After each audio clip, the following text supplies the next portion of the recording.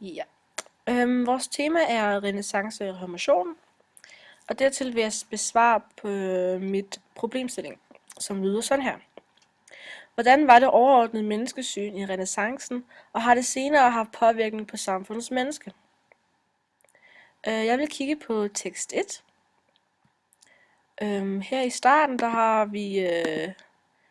har jeg 3 citater, som jeg vil kigge på senere.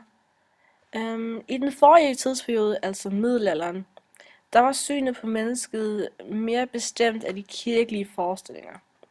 Hvorimod man så i renæssancen kan se, at kirkens magt over det enkelte menneske begynder at svækkes. Kigger vi på det første citat her, at mennesket er en formidler mellem de skabte væsener, en fortrolig ven med de højere, en hersker over de lavere væsener, en naturens fortolker i kraft af sin sans og skarphed. Her kan vi se, at mennesket bliver fremstillet som en hersker, en formidler. Altså generelt var mennesket meget stærkere, og mennesket var sat højt i hierarkiet i forhold til førhen, hvor der var meget fokus på Gud, og han var helt klart større og så videre.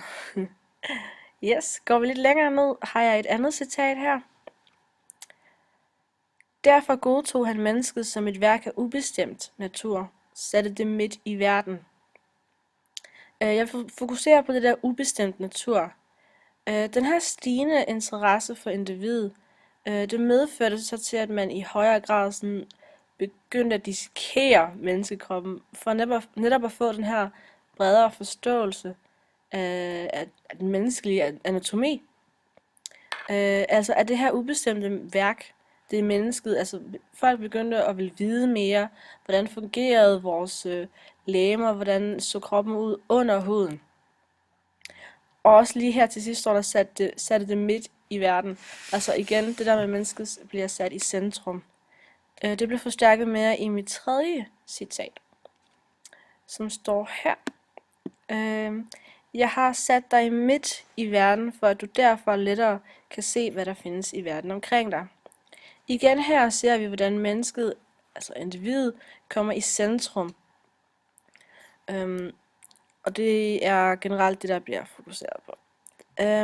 Kigger vi på en af de andre tekster, har vi her i tekst 4, Johannes af Salisbury om sjælen og legemet. Kan vi kigge her i dette citat heroppe. Nu består mennesket efter de gamle vises forklaring af en sjæl, som er udrustet med fornuft og forfængelig kød, således at kødet får liv af sjælen. Da legemet ikke kan have liv andet steds fra, men altid underkastes sin egen trækhedsdvale, medmindre det bevæges ved en åndelig naturs indvirkning. Sjælen har også sit eget liv. I det her citat kan man se, at igen mennesket selv i sig selv kommer i centrum, men ikke kun fysisk, men faktisk også åndeligt, som er jo meget vigtigt at huske på.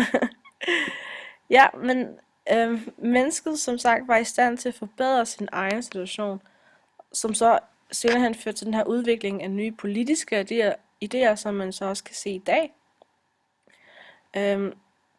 Mennesket er helt klart kommet mere i centrum. Man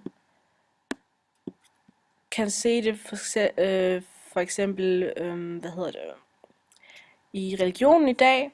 Folk er ikke nær så troende som førhen. Kigger man på videnskaben, kan man især se, hvor udviklingen er gået hen. I dag har man jo meget større forståelse for anatomien, og lægerne er blandt andet blevet mere erfarne i det her område, som jo var på grund af renæssancen, og på grund af for eksempel Leonardo da Vinci, som jo også startede den her trend, det ved jeg ikke, om man kan sige det, men han undrede sig meget og førte det ud i livet og begyndte at undersøge kroppen, som andre ikke havde gjort førhen.